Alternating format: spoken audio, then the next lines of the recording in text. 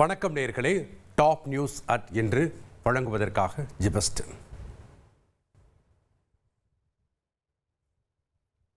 தகுதி உள்ள எந்த ஒரு குடிமகனும் வாக்காளர் பட்டியலில் இருந்து விடுபடாமல் இருப்பதையும் அதில் தகுதியற்ற நபர் யாரும் சேர்க்கப்படவில்லை என்பதையும் உறுதி செய்ய வேண்டும். தேர்தல் அதிகாரிகளுக்கு தலைமை தேர்தல் ஆணையர் அறிவுறுத்தியுள்ளார்.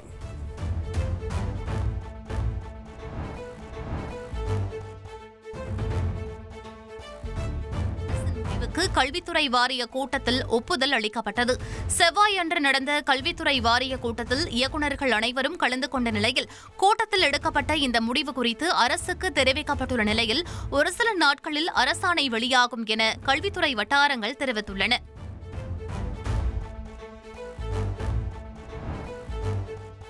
தமிழ்நாடு அரசு போக்குவரத்து கழகங்கள் சார்பாக வரும் வெள்ளி, சனி, ஞாயிறு ஆகிய தினங்களில் சென்னையிலிருந்து சிறப்பு பேருந்து இயக்கப்படுகிறது. கிளாம்பாக்கத்திலிருந்து திருச்சி, கும்பகோணம், மதுரை, திருநெல்வேலி, சேலம், ஈரோடு, திருப்பூர் ஆகிய இடங்களுக்கு வெள்ளிக்கிழமை 355 பேருந்துகளும் சனிக்கிழமை 350 பேருந்துகளும் இயக்கப்பட உள்ளது. கோயம்பேட்டிலிருந்து திருவண்ணாமலை, நாகை, வேளாங்கண்ணி, ஹோசூர், பெங்களூரு ஆகிய இடங்களுக்கு வரும் வெள்ளி அன்று 55 பேருந்துகளும் சனி அன்று 55 பேருந்துகளும் இயக்கப்பட உள்ளது. பெங்களூரு, திருப்பூர், ஈரோடு மற்றும் கோயம்புத்தூர் ஆகிய இடங்களிலிருந்தும் பல்வேறு இடங்களுக்கும் 200 சிறப்பு பேருந்துகள் இயக்கப்பட உள்ளது. மாதவரத்திலிருந்து வெள்ளி மற்றும் சனி ஆகிய நாட்களில் 20 பேருந்துகள் இயக்கப்பட உள்ள நிலையில் ஞாயிறு அன்று சொந்த ஊர்களில் இருந்து சென்னை மற்றும் பெங்களூரு திரும்ப வசதியாக பயணிகளின் தேவைக்கேற்ப அனைத்து இடங்களிலிருந்தும் சிறப்பு பேருந்துகள் இயக்கிட திட்டமிடப்பட்டுள்ளது. இந்நிலையில் இந்த வார இறுதியில் வெள்ளிக்கிழமை அன்று 5230 பயணிகளும், சனிக்கிழமை 3276 பயணிகளும், ஞாயிறன்று 9040 பயணிகளும் பயணம் மேற்கொள்ள முன்பதிவு செய்துள்ளனர். முன்பதிவு செய்யும் பயணிகள் www.tnstc.in மற்றும் மொபைல் ஆப் மூலம் முன்பதிவு செய்து கொள்ள கேட்டுக்கொள்ளப்பட்டுள்ளது.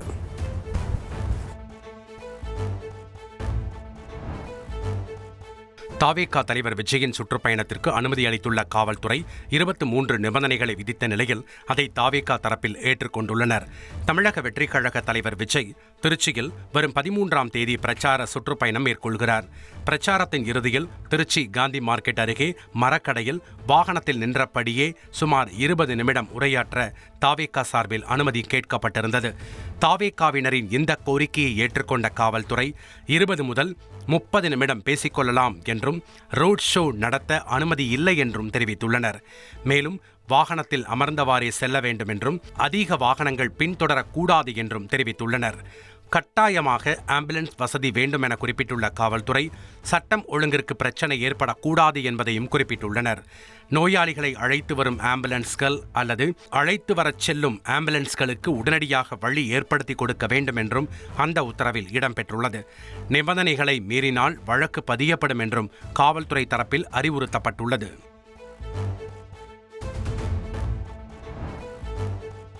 ராமநாதபுரம் மாவட்டத்தில் ஹைட்ரோ கார்பன் ஆய்வு திட்டத்திற்கு வழங்கப்பட்ட அனுமதியை ரத்து செய்வது குறித்து ONGC நிறுவனத்திடம் மாநில சுற்றுச்சூழல் தாக்க மதிப்பீட்டு ஆணையம் விளக்கம் கேட்டுள்ளது. கடந்த 2020ஆம் ஆண்டு தமிழ்நாடு அரசு இயற்றிய பாதுகாக்கப்பட்ட வேளாண் மண்டல சட்டத்தின் மூலம் காவிரி டெல்டா பகுதிகளில் புதிதாக ஹைட்ரோ கார்பன் ஆராய்ச்சிக்கு தடை பெறப்பட்டது. இந்நிலையில் ராமநாதபுரம் மாவட்டத்தில் புதிதாக ஹைட்ரோ கார்பன் ஆய்வு செய்ய ONGC நிறுவனத்திற்கு மாநில சுற்றுச்சூழல் தாக்க மதிப்பீட்டு ஆணையம் அனுமதி வழங்கியிருந்தது. இந்த அனுமதியை திரும்ப பெற வலியுறுத்தி சுற்றுச்சூழல் துறை அமைச்சர் தங்கம் தென்னரசு கடிதம் எழுதியதன் அடிப்படையில் ONGC நிறுவனத்திடம் மாநில சுற்றுச்சூழல் தாக்க மதிப்பீட்டு ஆணையம் விளக்கம் கேட்டுள்ளது. போதிய விளைச்சல் காரணமாக அரிசி விலை தற்போது கிலோவிற்கு 4 ரூபாய் வரை குறைந்த நிலையில் GSTயை நீக்கினால் விலை மேலும் குறைய வாய்ப்பிருப்பதாக வியாபாரிகள் தெரிவித்துள்ளனர். தமிழ்நாட்டை பொறுத்தவரையில் சம்பா அறுவடையில் 75%, குறுவையில் 25% நெல் உற்பத்தியாகிறது. அதன்படி தற்போது குறுவை அறுவடையில் அமோக விளைச்சல் கிடைத்திருப்பதால் அரிசி விலை கிலோவுக்கு 4 ரூபாய் வரை குறைந்திருப்பதாக ஆலை உரிமையாளர்கள் தெரிவித்துள்ளனர். அந்த வகையில் சூப்பர் ஃபைன் ரகத்தில் வரக்கூடிய பாயில் அரிசி கிலோவுக்கு 4 ரூபாய் வரையும், ஃபைன் ரக அரிசி 2 ரூபாயும், மோட்டார் ரகத்தில் வரக்கூடிய அம்பை 16 உள்ளிட்ட அரிசி கிலோவுக்கு 4 ரூபாய் வரையிலும் குறைந்திருப்பதாக ஆலை உரிமையாளர் சங்கங்களின் செயலாளர் மோகன் தெரிவித்துள்ளார். ஏற்கனவே பொட்டலமிடப்படாத அரிசிக்கு ஜிஎஸ்டி விலக்கு அளிக்கும் அதே வேளையில் பாக்கெட்டில் அடைக்கப்பட்ட பிராண்டட் ரக அரிசிக்கு 5% வரி விதிக்கப்படுகிறது. இந்த வரியையும் ரத்து செய்தால் அரிசி விலை மேலும் குறைய வாய்ப்பு இருப்பதாக ஆலை உரிமையாளர்கள் தெரிவித்துள்ளனர். தமிழகத்தில் ஆண்டுக்கு 91 லட்சம் டன் அரிசி தேவைப்படும் சூழலில் நடப்பாண்டிலும் போதிய அளவில் கையிருப்பில் உள்ளதாகவும் அரிசி தட்டுப்பாடு ஏற்படுவதற்கான வாய்ப்பே இல்லை என்றும் ஆலை உரிமையாளர்கள் தெரிவித்துள்ளனர். மசோதாக்களுக்கு ஒப்புதல் அளிக்காமல் ஆளுநரோ குடியரசுத் தலைவரோ கிடப்பில் போட முடியாது என உச்சநீதிமன்றத்தில் தெலங்கானா அரசு சார்பில் வாதிடப்பட்டுள்ளது. தமிழக ஆளுநர் RN ரவிக்கு எதிராக மாநில அரசு தொடர்ந்த வழக்கில் மசோதாக்களுக்கு ஆளுநரும் குடியரசுத் தலைவரும் 3 மாதத்தில் முடிவெடுக்க வேண்டும் என உச்சநீதிமன்றம் பரிந்துரை செய்தது. இதற்கு குடியரசுத் தலைவர் திரௌபதி முர்மு ஆட்சேபம் தெரிவித்து 14 விளக்க கேள்விகளை வெளியிட்டிருந்ததால் அதன் மீது உச்சநீதிமன்றம் தாமாக முன்வந்து விசாரணை மேற்கொண்டு வருகிறது. இந்த வழக்கின் விசாரணை தொடர்ச்சியாக நடைபெற்று வரும் நிலையில் தெலங்கானா அரசின் சார்பில் வழக்கறிஞர் நிரஞ்சன் ரெட்டி ஆஜராகி ஆளுநர் பரிசீலனைக்கு அனுப்பும் மசோதா மீது முடிவெடுக்காமல் குடியரசுத் தலைவர் நீண்ட காலம் கிடப்பில் போட முடியாது என வாதிட்டார். மேலும் மத்திய அரசின் சட்ட திட்டங்களுக்கு இணையாக மாநில அரசின் அதிகார வரம்பில்லைக்கு உட்பட்டு மசோதாக்கள் இயற்ற சட்டப்பேரவைக்கு உரிமை இருப்பதாகவும் இதில் நிலவும் முரண்பாட்டை தீர்மானிக்க வேண்டியது நீதிமன்றத்தின் பணி என்றும் நிரஞ்சன் ரெட்டி வாதிட்டார்.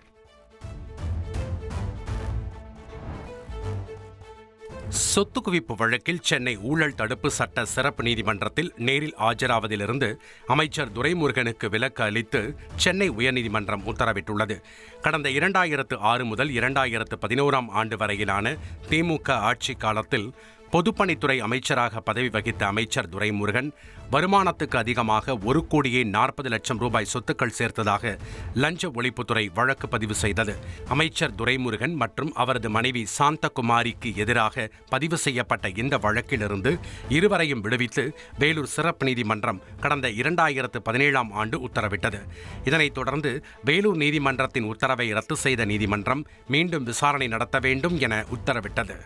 இந்த நிலையில் வழக்கை சென்னை ஊழல் தடுப்பு சட்ட சிறப்பு நீதிமன்றம் விசாரணைக்கு எடுத்துக் கொண்டது. கடந்த 2024 ஆண்டு பிறப்பிக்கப்பட்ட அரசாணையின் அடிப்படையில் இந்த வழக்கின் விசாரணையை வேலூர் சிறப்பு நீதிமன்றத்துக்கு மாற்ற வேண்டும் என கோரி அமைச்சர் துரைமுருகன் தரப்பில் உயர்நீதிமன்றத்தில் மனு தாக்கல் செய்யப்பட்டது. இந்த மனுவை தள்ளுபடி செய்த சிறப்பு நீதிமன்றம் அமைச்சர் துரைமுருகனுக்கு எதிராக வாரண்ட் பிறப்பித்தது.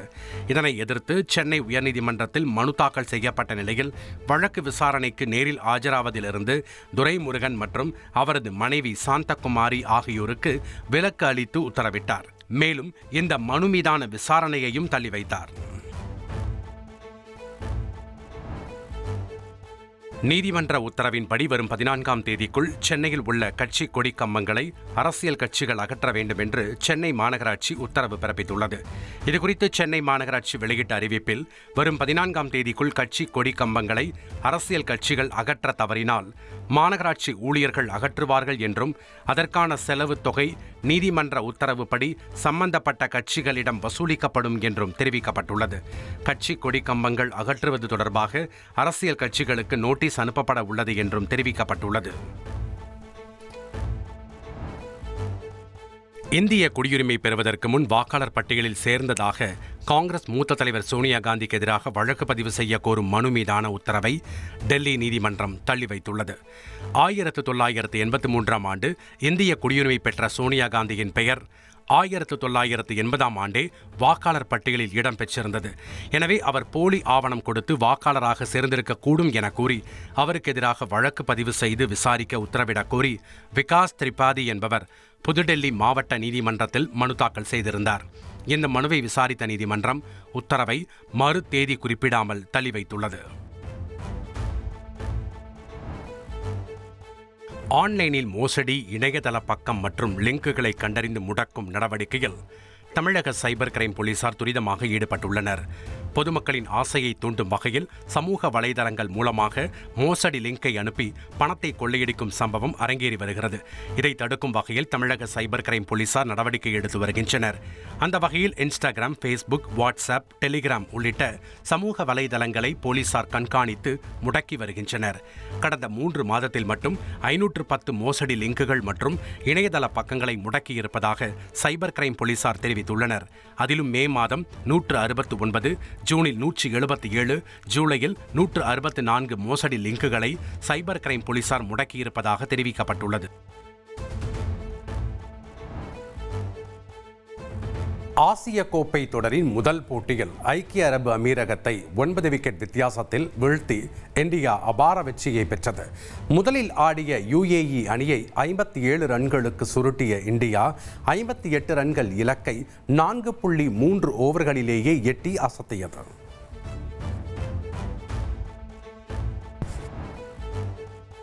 நடிகர் சங்கத்துக்கு தேர்தல் நடத்துவதில் என்ன சிக்கல் என சென்னை உயர்நீதிமன்றம் கேள்வி எழுப்பியுள்ளது. தென்னிந்திய நடிகர் சங்கத்துக்கு புதிய கட்டடம் கட்டப்படுவதால் பதவிக்காலம் முடிந்த நிர்வாகிகளின் பொறுப்பு 3 ஆண்டுகளுக்கு நீட்டிக்கப்பட்டுள்ளது. இதையொட்டி நடிகர் சங்க பொதுக்குழு கூட்டத்தில் நிறைவேற்றப்பட்ட தீர்மானம் செல்லாது என நம்பிராஜன் என்ற உறுப்பினர் சென்னை உயர்நீதிமன்றத்தில் வழக்கு தாக்கல் செய்தார். இந்த வழக்கு நீதிபதி தனபால் முன் விசாரணைக்கு வந்தபோது நடிகர் சங்கத்துக்கு தேர்தல் நடத்துவதில் என்ன சிக்கல் உள்ளது என சங்க நிர்வாகிகள் தரப்பு வழக்கறிஞரிடம் நீதிபதி கேள்வி எழுப்பினார். இதற்கு பதிலளித்த அவர், தேர்தல் நடத்துவதில் எந்த சிக்கலும் இல்லை என்றும் புதிய கட்டடம் கட்டும் பணி நடைபெற்று வருவதால் நிர்வாகிகளின் பதவிக்காலம் நீட்டிக்கப்பட்டிருப்பதாகவும் விளக்கம் அளித்தார். மேலும் பொதுக்குழு கூட்டத்தில் கலந்து கொண்டு கருத்து தெரிவிக்காமல் இந்த வழக்கை மனுதாரர் தாக்கல் செய்ததாக கூறிய நடிகர் சங்க தரப்பு வழக்கறிஞர், கடந்த 2019 தேர்தல் நடைபெற்ற போதிலும் வழக்குகள் காரணமாக 2022 தான் நிர்வாகிகள் பொறுப்பேற்றதாக வாதிட்டார். இதையடுத்து அடுத்த கட்ட விசாரணையை வரும் 15ஆம் தேதிக்கு நீதிபதி ஒத்திவைத்தார். நடிகை நயன்தாராவின் ஆவணப்படத்தில் இடம்பெற்றுள்ள சந்திரமுகி பட காட்சிகளை நீக்க கோரிய வழக்கில் பதில் மனு தாக்கல் செய்ய அவகாசம் வழங்கி சென்னை உயர்நீதிமன்றம் உத்தரவிட்டுள்ளது. நடிகை நயன்தாராவின் ஆவணப்படம் நெட்ஃபிளிக்ஸ் OTT தளத்தில் வெளியானது. இதில் அனுமதி பெறாமல் சந்திரமுகி பட காட்சிகளை பயன்படுத்தியுள்ளதாக AP இன்டர்நேஷனல் நிறுவனம் சென்னை உயர்நீதிமன்றத்தில் வழக்கு தாக்கல் செய்தது. ஆவணப்படத்தில் சந்திரமுகி பட காட்சிகளை நீக்க கோரியும் 5 கோடி ரூபாய் இழப்பீடு கோரியும் மனு தாக்கல் செய்யப்பட்டது. ஆவணப்படத்தின் மூலம் ஈட்டிய லாப கணக்கை சமர்ப்பிக்க வேண்டும் எனவும் மனுவில் கூறப்பட்டது. இந்த மனு மீதான விசாரணையில் இருதரப்பு வாதங்களை கேட்ட நீதிபதி பதில் மனு தாக்கல் செய்ய டார்க் ஸ்டுடியோ நிறுவனத்திற்கு அக்டோபர் 6ஆம் தேதி வரை அவகாசம் வழங்கி விசாரணையை அன்றைய தேதிக்கு தள்ளி வைத்தார். செப்டம்பர் 9ஆம் தேதி பெல்ஜியம் தலைநகரான பிரசல்ஸில் வைத்து ஐரோப்பிய ஒன்றியம் மற்றும் இந்தியாவிற்கு இடையேயான 15வது பயங்கரவாத எதிர்ப்பு கூட்டு பணிக்குழுவின் கூட்டம் நடத்தப்பட்டதாக தெரிவிக்கப்பட்டுள்ளது. இந்த கூட்டத்தின் போது பெஹல்காம் பயங்கரவாத தாக்குதலுக்கு ஐரோப்பிய ஒன்றியம் மீண்டும் தனது கண்டனத்தை தெரிவித்துள்ளது. அப்போது பயங்கரவாதத்திற்கு எதிரான நிலையான மற்றும் விரிவான முறையில் ஒருங்கிணைந்த நடவடிக்கை தேவை என்று இருதரப்பினரும் ஒப்புக்கொண்டதாகவும், இந்த பின்னணியில் ஐக்கிய நாடுகள் சபை, உலகளாவிய பயங்கரவாத எதிர்ப்பு மன்றம் போன்றவற்றின் முக்கியத்துவம் குறித்து இருவரும் வலியுறுத்தியதாகவும் தெரிவிக்கப்பட்டுள்ளது. வெளிமாநிலங்களில் வங்காள மொழி பேசுபவர்கள் தாக்குதல்களை எதிர்கொள்வதாக மேற்குவங்க முதல்வர் மமதா பானர்ஜி குற்றம் சாட்டியுள்ளார். மேற்குவங்க மாநிலம் ஜல்பைகுரியில் நடைபெற்ற நிகழ்ச்சியில் பேசிய அவர், வெளிமாநிலங்களுக்கு செல்லும் தொழிலாளர்கள் வங்காள மொழி பேசுவதால் தாக்கப்படுகிறார்கள் என்று குற்றம் சாட்டினார். இருப்பினும் புலம்பெயர் தொழிலாளர்கள் அச்சம் இன்றி வங்காள மொழியில் பேச வேண்டும் என்றும் அடக்குமுறைகளை எதிர்கொள்வோம் என்றும் அவர் தெரிவித்தார். நேபாளத்தில் சிக்கியுள்ள மேற்குவங்க சுற்றுலா பயணிகளை பத்திரமாக அழைத்து வருவதற்கான முயற்சிகள் மேற்கொள்ளப்பட்டுள்ளன என்றும் அவர் தெரிவித்தார். திருப்பதி ஏழுமலையான் கோவிலில் நடிகர் ஸ்ரீகாந்த் மனைவியுடன் சுவாமி தரிசனம் செய்தார். சுவாமி தரிசனத்திற்கு பின் கோவில் வளாகத்தில் உள்ள ஸ்ரீ ரங்கநாயக மண்டபத்தில் வேத ஆசிர்வாதங்கள் முழங்க அவருக்கு தீர்த்தம் மற்றும் லட்டு பிரசாதங்கள் வழங்கப்பட்டன. தொடர்ந்து கோவிலுக்கு வெளியே வந்த அவரை கண்ட ரசிகர்கள் அவருடன் புகைப்படம் எடுத்துக் கொண்டனர்.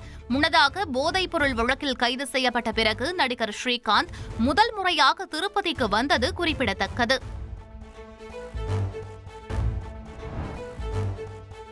சினிமா துறையில் 21 ஆண்டுகள் நிறைவு செய்ததை அடுத்து நடிகர் விஷால் அறிக்கை ஒன்றை வெளியிட்டுள்ளார். அந்த அறிக்கையில் தன் பெற்றோர்கள் மற்றும் குருநாதர் ஆக்ஷன் கிங் அர்ஜுன், லயோலா கல்லூரி ஆசிரியர் ராஜநாயகத்திற்கும் நன்றி தெரிவித்துள்ளார். தனக்கு வாய்ப்பளித்த தயாரிப்பாளர், இயக்குனர், நடிகர்கள், இசையமைப்பாளர்களுக்கும் நடிகர் விஷால் தன் நன்றியை தெரிவித்துள்ளார். மேலும் உலகம் முழுவதும் உள்ள தன் ரசிகர்களின் அன்பும் நம்பிக்கையுமே தன் வலிமை என்றும், தான் விழுந்தாலும் தன்னை எழ வைக்கும் எழுச்சி குரல் ரசிகர்கள்தான் என்றும் புகழாரம் சூட்டியுள்ளார். தன் பயணம் ஒரு தொடக்கமே என அறிக்கையில் குறிப்பிட்டுள்ள விஷால், தான் நிறுவிய தேவி அறக்கட்டளை மூலம் ஏழை எளிய பெண்களுக்கு உதவி வருவதாகவும் பெருமிதம் தெரிவித்துள்ளார். ரவி மோகன் பியானோ வாசிக்கிற மாதிரி ஒரு வீடியோவை ஷேர் பண்ணி அவங்களோட தோழி கெனிஷா ரொம்ப நெகிழ்ச்சியோட பிறந்தநாள் வாழ்த்து சொல்லியிருக்காங்க. ஹாப்பி பர்த்டே ஆரம்னு போஸ்ட் போட்டிருக்கிற கெனிஷா அதில் நீங்களாகவே இருக்கிறதுக்கு நன்றி, எல்லோரிடமும் அன்பையும் மரியாதையும் கொடுத்து வருவதற்கு ரொம்ப நன்றின்னு வாழ்த்தியிருக்காங்க. மன வலியை பொருட்படுத்தாம தொடர்ந்து முன்னேறி போறத புகழ்ந்திருக்கிற கெனிஷா, நீங்க ஒரு அழகிய கவிதைன்னு நெகிழ்ச்சியோட ரவி மோகனை வாழ்த்தியிருக்காங்க.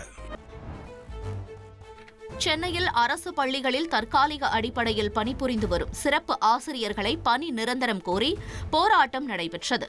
சென்னை நுங்கம்பாக்கத்தில் உள்ள பள்ளிக் கல்வித்துறை வளாகம் முன்பு சிறப்பாசிரியர்கள் ஆர்ப்பாட்டத்தில் ஈடுபட்டனர்.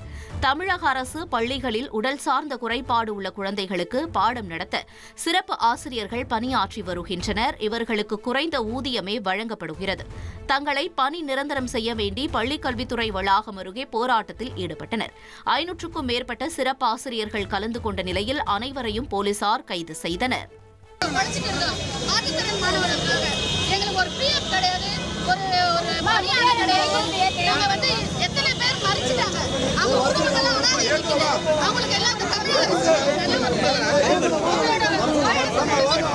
நன்மை செய்யணும்.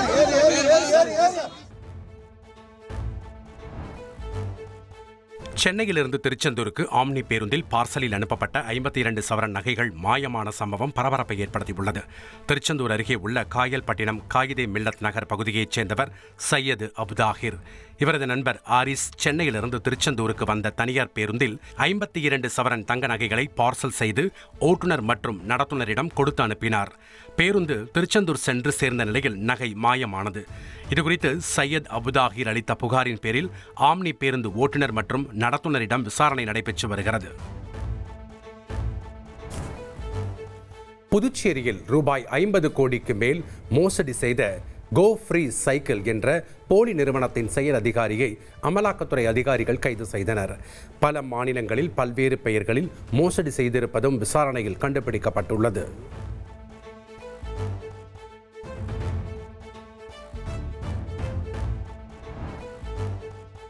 புதுச்சேரி உணவு பாதுகாப்பு அதிகாரிகளுக்கு முறையான வாகன வசதி செய்து தராததால் துறை ரீதியாக அதிருப்தி ஏற்பட்டுள்ளது.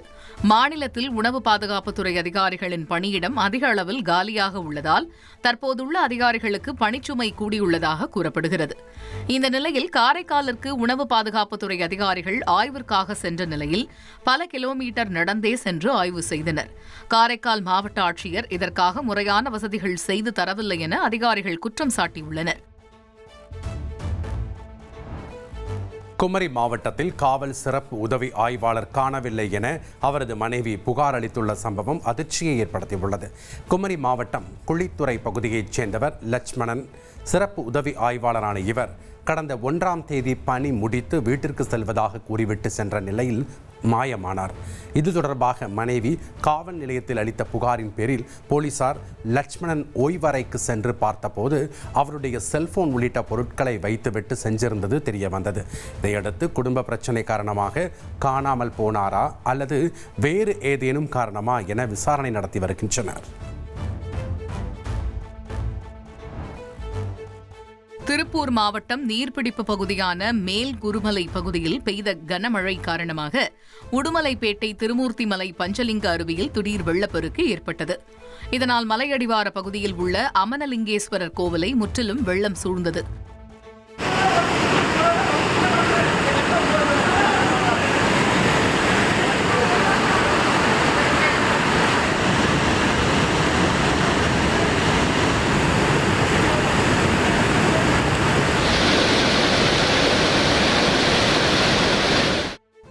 வெள்ளப்பெருக்கால் முன்னெச்சரிக்கை நடவடிக்கையாக பக்தர்கள் மற்றும் சுற்றுலா பயணிகள் பஞ்சலிங்க அருவிக்கு செல்ல தடை விதிக்கப்பட்டுள்ளதை தொடர்ந்து பொதுப்பணித்துறை அதிகாரிகள் மற்றும் அறநிலையத்துறையினர் கண்காணிப்பு பணியில் ஈடுபட்டு வருகின்றனர்.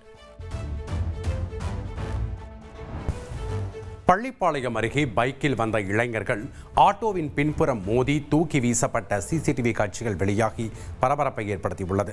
நாமக்கல் மாவட்டம் பள்ளிப்பாளையம் அடுத்துள்ள ஓடப்பள்ளி பகுதியில் சென்று கொண்டிருந்த ஆட்டோ திடீரென வளைவில் திரும்பியதால் அதனை பின்தொடர்ந்து இளைஞர்கள் சென்ற பைக் நிலை தடுமாறியது. கட்டுப்பாட்டை இழந்து ஆட்டோவின் பின்புறத்தில் மோதி கவிழ்ந்தது. இதில் சிறு காயங்களுடன் இளைஞர்கள் உயிர் தப்பிய சிசிடிவி காட்சி வெளியாகி பரபரப்பை ஏற்படுத்தியுள்ளது.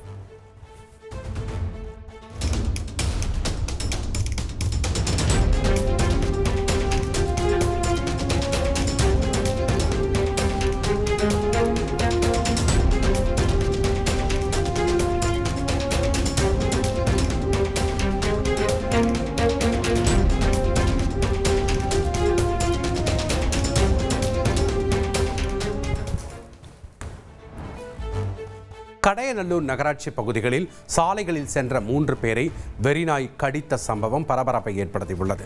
வெறிநாய் கடித்த முத்துச்சாமி, முருகன் ஆகியோருக்கு சிகிச்சை அளிக்கப்பட்டு வீடு திரும்பிய நிலையில் ஃபைரோஸ் பேகம் என்ற பெண் முகத்தில் பலத்த காயங்களுடன் தென்காசி அரசு மருத்துவமனையில் அனுமதிக்கப்பட்டுள்ளார். தொடர்ந்து வெறிநாய்களின் தொல்லை அதிகரித்து வரும் நிலையில் தெருநாய்களை கட்டுப்படுத்த மாவட்ட நிர்வாகம் நடவடிக்கை எடுக்க வேண்டும் என பொதுமக்கள் வலியுறுத்தி வருகின்றனர்.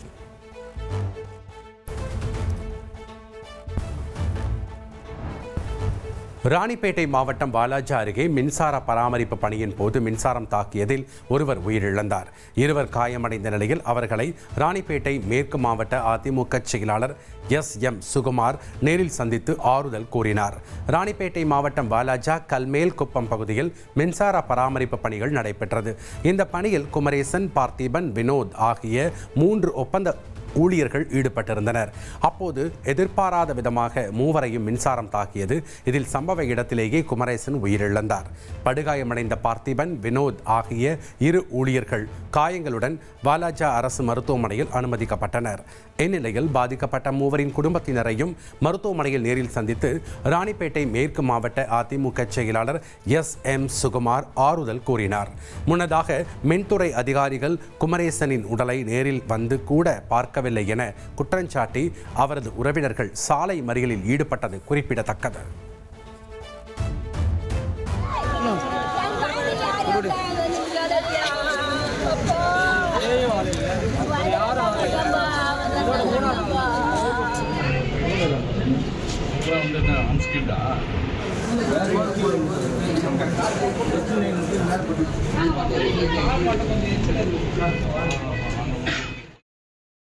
டாப் நியூஸ் என்று நிறைவு பெறுகிறது. நன்றி, வணக்கம்.